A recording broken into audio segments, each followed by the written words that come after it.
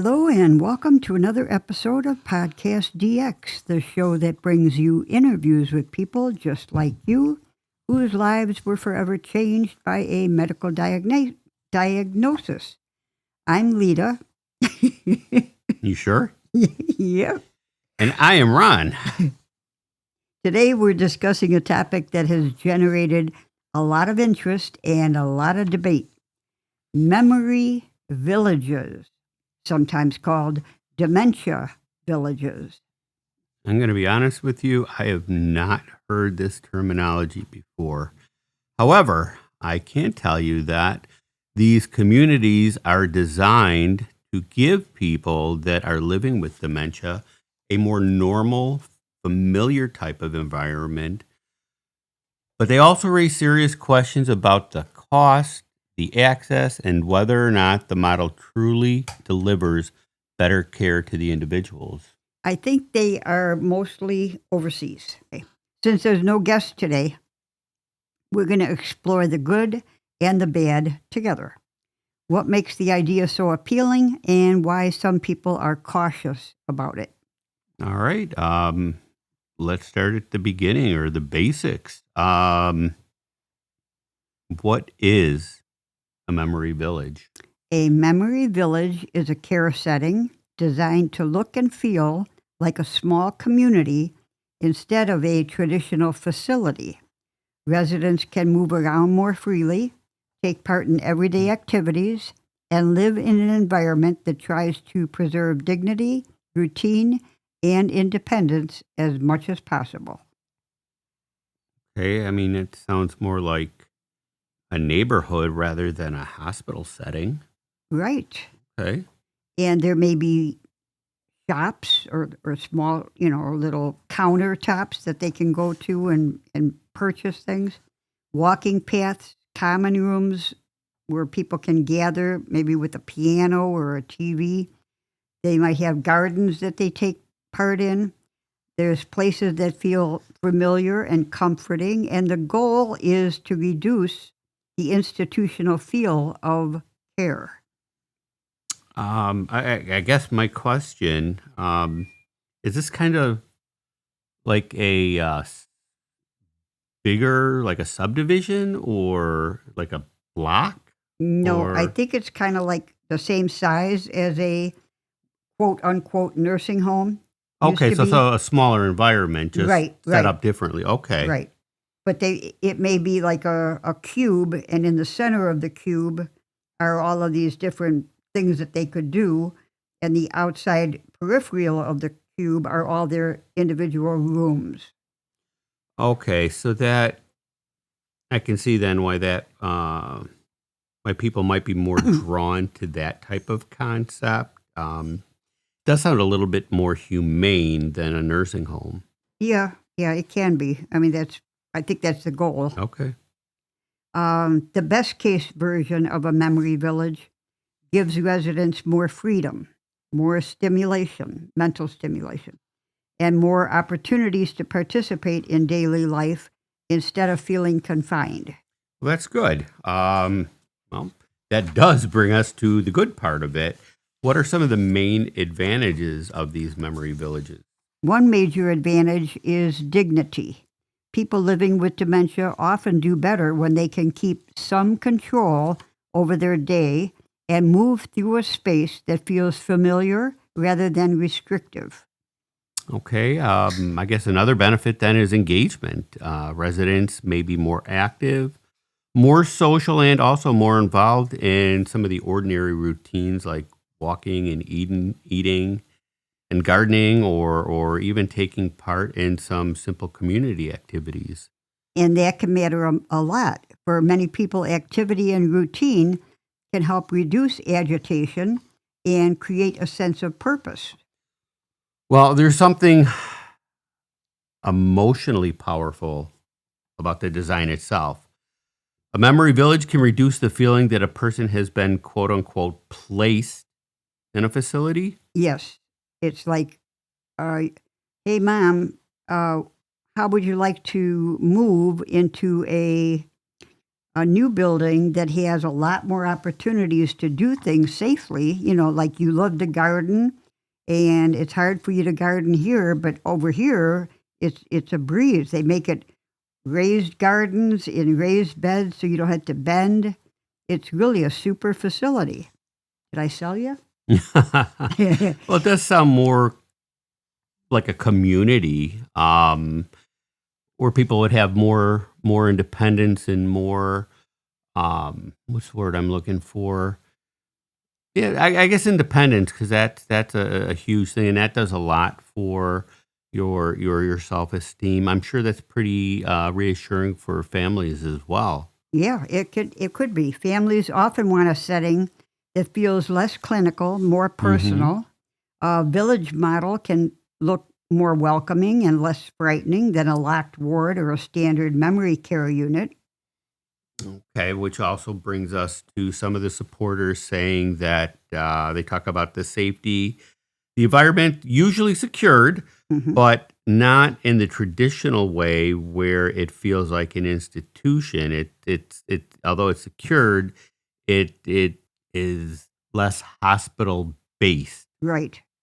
Like exit doors might not look like exit Right. doors. And this way, people aren't trying to exit. Balance also matters. Dementia care has to manage wandering risk, confusion, and supervision, but it also has to avoid making people feel trapped. You know what? It goes back to what you just said. So it's protecting people um, without making them feel punished. Exactly. Okay, that's great. Now let's look at the other end of the spectrum. Let's look at the quote unquote bad. Um, what are some of the concerns out there regarding these types of communities? Like negative concerns? Yes, negative. Well, cost is one of the biggest ones. These communities are expensive to build and operate, which means they may only be available to a small number of people. Okay, so that actually creates an equity issue. Something tells me that it's not covered by insurance. Uh, I don't know. we'd have to Sorry we'd about have to that. we'd have to look into Yeah. that. If a model is praised as ideal, but only a few families can afford it, well, then it becomes more of a showcase than a solution, right? Yeah, unfortunately, that does seem to be the case. I guess through some of the research, another concern is evidence. Although the concept itself sounds good, it doesn't necessarily automatically mean that it produces better outcomes than any conventional medical care institutions that are already out there. Well, it's kind of new, Okay. and it may take time to get that evidence built up. There's a difference between a compelling idea and a proven long term benefit. Families deserve more than good branding. They deserve solid evidence that the model will improve the quality of life, the quality of their health, and their safety.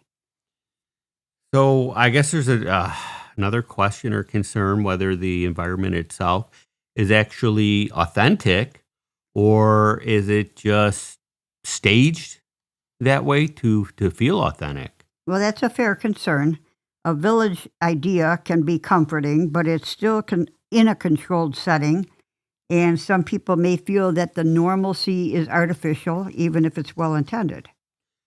So the criticism is not that comfort is bad, but that the design can sometimes feel like a performance of ordinary life rather than the real thing. Exactly. And Okay. for some families, that may not matter as much if the care is good. And for others, it just raises ethical questions. Um, there's also an issue or a concern of whether residents are actually being empowered, or are they just simply being managed in a softer way? Now, that's a question for Jennifer Stoner. Hmm. We'll have to get her on the show to talk about this later. Um, but that is an important distinction. A warm looking environment can still hide a lot of structure and control. The key question is whether the residents preferences, histories, and rights are genuinely respected. Right. So the memory village itself can't be just about design. It also has to be about the quality of care for the people that are in it. Yes, Okay. absolutely. The best environment in the world won't help if the staffing is poor, if training is weak, or if the residents are not treated with patience and respect. You know what? You just brought up staffing. Let's talk about that for a moment. What makes the staffing so, I guess, Important? central? Yeah. Central importance? Sure. Well, staff have to understand dementia well. They need to know how to respond to confusion, agitation, fear, and changing needs without becoming impatient or overly controlling. So obviously the philosophy of these villages matters, but more importantly, the people matter. Yes, a village model is only as good as the caregivers that are running it. So families may hear village and assume it automatically means better quality of life, but is that guaranteed? Well, not at this time because Yeah. it's a new policy or a new program. A memory village can be excellent, average, or disappointing, depending on the design, the staff, the funding, and the care culture. Another point worth discussing is whether some people might be better served by a smaller, less elaborate setting instead of a full village. Well, that's a good question. Not every person with dementia needs or wants a large themed environment. Some may do better in smaller, quieter, more familiar residential settings with consistent caregivers. All right. So there is no one size fits all. It just depends on the individual. Yeah, I think so. Okay. Well, dementia care should be individualized. What comforts one resident might confuse or overwhelm another. And then there's also the emotional weight for the families that are making these decisions. A lot of times they are making decisions choosing under stress because of what's going on. Yeah, and that's why they need honest information. They should ask what the village actually provides, how are the residents supported, and what the staffing ratio looks like, and how decisions are made about freedom and safety. Yeah, that makes sense. That's pretty practical advice.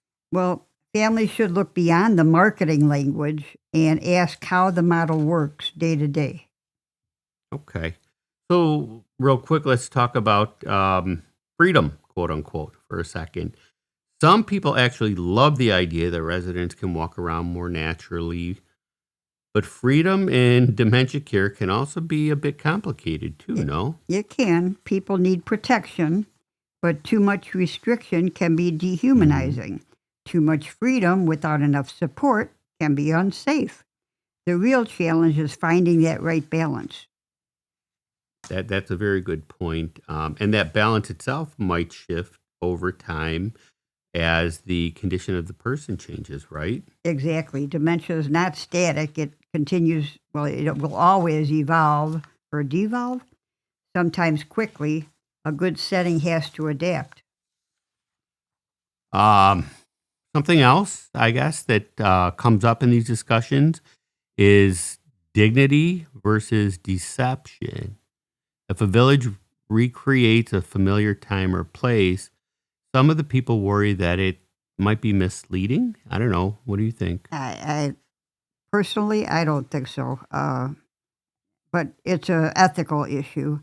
Supportive design is one thing, deliberately confusing residents is another. The intent should be comfort, not trickery. No, I actually agree 100% with what you just said. So the question itself becomes, is the environment helping people feel more calm and oriented, or is it just manipulating perception? That's the line that matters. Okay. And still, for many families, the emotional benefit is obvious. If a resident is calmer, more active, and less distressed, then that's meaningful both to the resident and also to the family. Yes, a good memory village can reduce fear and increase daily pleasure, and that should not be missed. So I guess we can boil it down to the model itself isn't necessarily good or bad. There's a lot that goes into it. Right. It's promising, but not Okay. perfect. It offers real advantages in dignity, engagement, and atmosphere, but it raises concerns about cost, proof, and access and ethics. That's actually probably the fairest way to put it. Yeah, it's less judgmental. Mm-hmm. The model should be judged by outcomes and by how well it respects the people living there. Okay, so if a family is considering this type of care for a loved one, what should they be looking for? They should look for trained staff, individualized care plans, Mhm.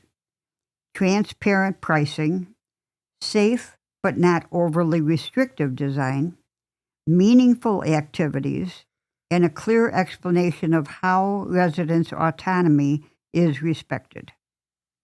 And should they ask whether the setting truly fits their loved one's needs? Yes, because no Okay. model is right for everyone. So the final takeaway is that memory villages can offer a more humane experience, but they aren't necessarily a magic fix. That's right. They can be thoughtful and compassionate, but they still need evidence, accountability, and a strong care culture to be worth the investment. And for the families, that means staying curious, asking questions, and not being swayed by appearance alone. Well said. This podcast is not intended to be a substitute for professional medical advice, diagnosis, or treatment.